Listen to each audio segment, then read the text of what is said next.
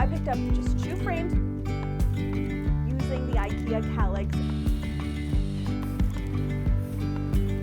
Hi and welcome to the channel. I'm Alli, and today we are going to be making some fun IKEA hacks, especially the last one, because that one is going to be really special and you're not going to want to miss it because there's just like a whole story behind what we're doing here. But we're also going to be playing with some fun trends that I've been seeing with some inexpensive IKEA products that you could just pick up for a couple dollars, which is so awesome. So yeah, I just want to dive right into our very first project, which is a fun take on a piece of wall art that I had been seeing. Actually, I think it was at Target. So let me show you what I picked up for this first project. So what I have right here is just a very basic, almost at Amazon, IKEA rug right here, and it is called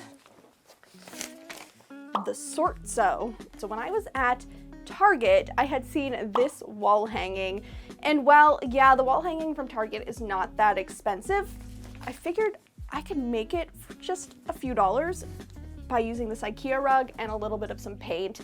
The first thing we want to do is start taping off our pattern.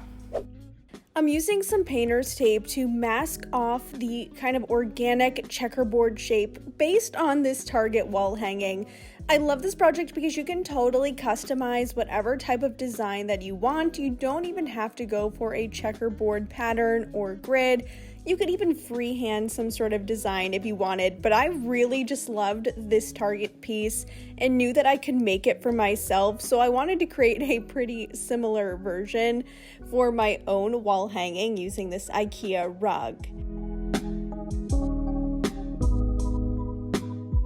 Now the trick to applying the paint onto this is that you're going to want to mix up your color or pick a color that you want. I mixed a whole bunch of colors together and filled up a big plate because you're going to need a lot of paint for this project. And you're also going to want to make sure that you wet the sponge or brush that you are using to apply that paint. This is going to make it go a lot farther and really sink into those fibers of the fabric instead of just sitting on top and wasting a lot of paint. And honestly, this is such an easy project to do that you could just do in a little bit of time. I just threw on a podcast that I loved and put that on in the background and just worked away while those episodes were playing, and it just made the time go so quickly, and this was just really satisfying, especially when you get to the part where you remove all of the tape.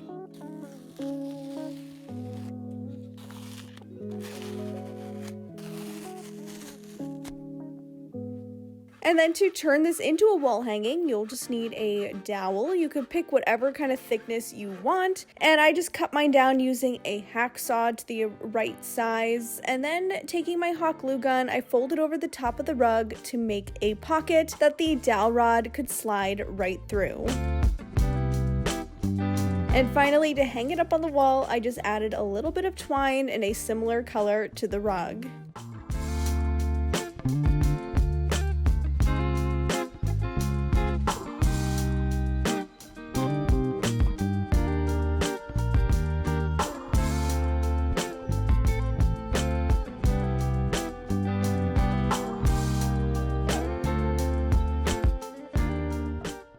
Know I love a good frame project, and I've been really loving the bobbin frame trend. I just think it looks super cute with these beads. I've always kind of loved that little beaded pattern, so it's fun to see it having a little bit of a trendy moment right now. So I picked up just 2 frames from IKEA. This is the Fisk bow.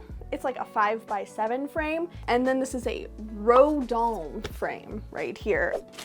So off of Amazon, I purchased these little half beads. They are essentially like a wood bead that have been cut in half, and I honestly just searched half wood beads, and that's what I came up with to create the bobbin frame. So I think we'll use the biggest beads on our thinnest wood frame for the full effect, and then we'll just play around with something a little bit for this one. This project is so easy because I'm just taking some hot glue and gluing down these little half wood beads all around all four sides of both frames. And you'll kind of see what I came up with for the black frame as well, putting the beads right along the perimeter. Now I will admit that this project did not turn out perfect like I would have hoped it would have, but you know what? I think that is the fun part about DIY, is just learning from your mistakes, trying new things, and it might not exactly work out as your vision or how you would have hoped, but you kind of find ways to adjust, or just kind of live with the little mistakes that add character and that handmade look. So as you'll see when we get to the styling clips, I had to kind of finagle a couple of the little beads just to make them all fit. But once I had all of the beads attached, I then spray painted both frames, the one in a beautiful olive green color and the other one in a nice powder blue.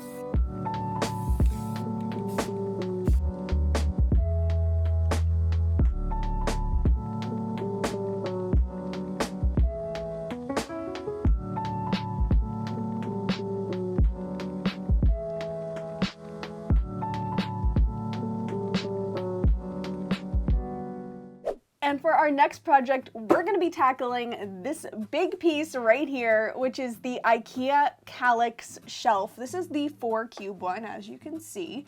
And so this is like the perfect small size project, and these are relatively affordable at IKEA. I love the Kallax for how versatile it is and also its DIY potential. And this one is going to be turned into something so special.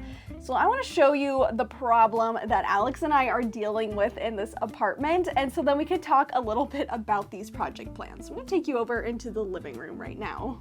So what you're looking at right here in this corner is all sorts of stuff for Alex's record player, and it's just been sitting here like this ever since we moved in. We've been here for a year now, a little bit more than that, and I know it's something that Alex really enjoys, and he helps me so much with all of my DIY projects and creating all of these videos that I wanted to do something for him in return and create a really awesome looking record cabinet using the IKEA Kallax as the base. So we're gonna head back into the craft room so I can tell you how we're gonna get this started and get that Kallax piece prepped.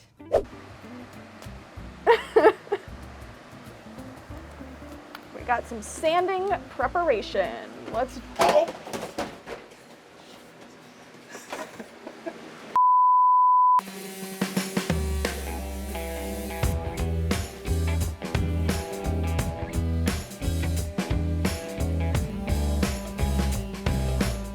These are the legs I picked out, and I love them so much for this cabinet because they totally look mid-century modern and also are going to tie in the design so well. And I decided to add on the legs before moving on to any of the painting steps because it would give me that little elevation that I needed to make painting just slightly easier.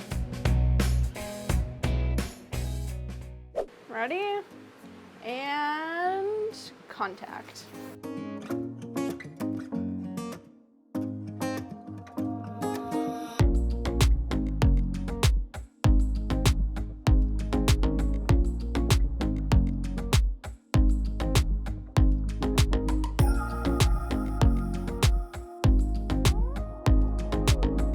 So to make this record cabinet come to life, or to revamp this Kallax shelf unit, I want to do two things. First, I want to create a door, just a single door, though if you're doing this project, you could totally repeat this and make 2 doors so that you have a full enclosed cabinet. But because this is a record cabinet, I've seen a lot with this style right here where they just have 1 door, and I think that's just gonna look really nice to kind of hide some things that maybe you don't want to have displayed, but then the other side, you get to see the record collection. And then I also want to create some cool vertical slats. So that's what I have right here.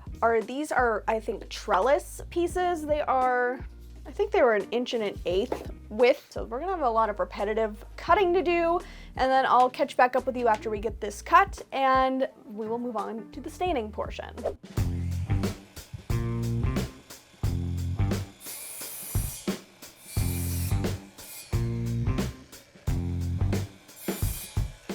After cutting all of my vertical slat pieces, I also needed to create the door frame. So I'm using a 1 by 1/4 inch board, and I measured the one side of squares in the Kallax unit to get my size of my door frame, since I only wanted to cover half of the shelving unit, and I cut those pieces down on my miter saw. Then once I had those done, I used a combination of wood glue, some brad nails, and my corner clamps to help me assemble the shape of the door frame.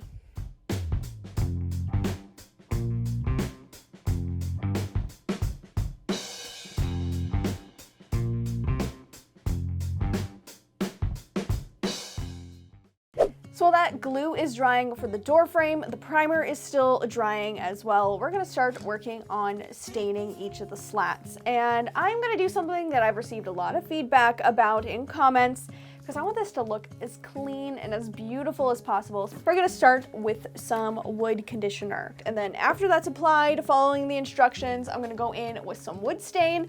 And if you didn't guess it already, we're gonna be using Early American, mostly because I have this giant can of it, and so I might as well use it up. I was a little skeptical that the wood conditioner would make a big difference, but honestly, I can't believe how much better the stain applied after using this before going in with that Early American stain. The coverage was so much better, and I feel like I got such a more beautiful, even finish. So definitely I will not be skipping this step from now on.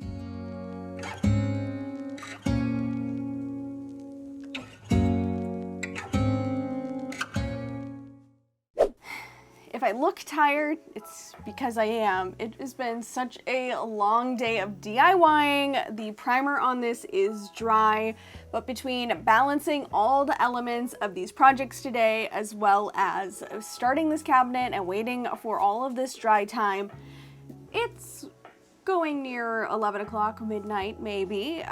So we're gonna put on the first coat of paint so that it is dry by the morning. And the color is called Rock Bottom, and it's kind of like a greenish gray. So I'm really excited to see how this looks, because usually I don't go for more green colors, so this is gonna be a little bit fun.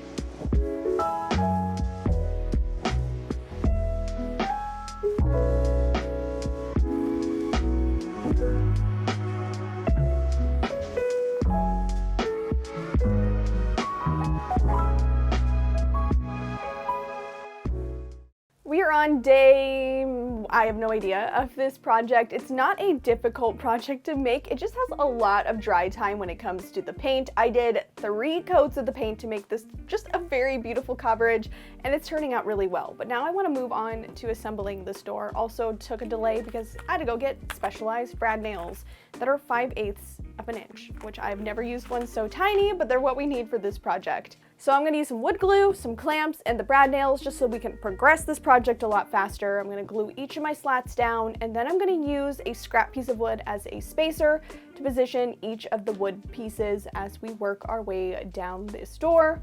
And then at the end of it, I'll give it a good coat of poly just to match the other slats that are gonna be attached to this cabinet. Now, one thing I didn't mention earlier is that for the door frame pieces, the 2 little vertical pieces that I had to put on here, I actually ended up using some scrap that I had of a wider lattice molding trim from a previous project. This was just to make everything look even after I was adding on the thinner slats. This was totally an oversight that I had when I was making this project. So something to keep in mind is that you just want all of your boards to be the same width.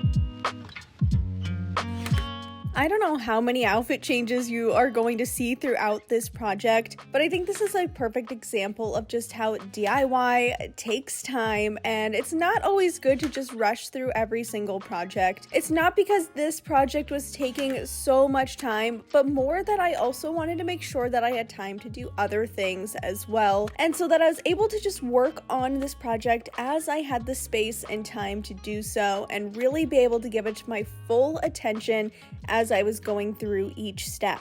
And because I make a lot of DIYs for YouTube, I feel like I'm always trying to rush through them. But in the end, because I took more time to do this project, I am so much happier with the end result.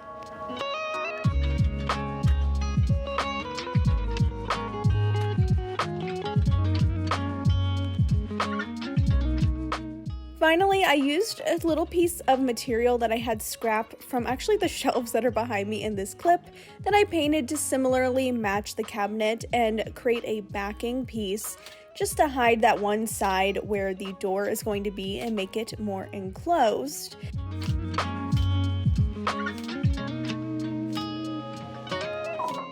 And then I was able to move forward and install the door. I added the hinges first and then attached the door on there, and it looked so good at this point. Honestly, adding a door is super intimidating to me, and working with hinges, even though I have done it before. But every single time that I do this, I feel so accomplished and so happy that I'm able to pull off a project like this.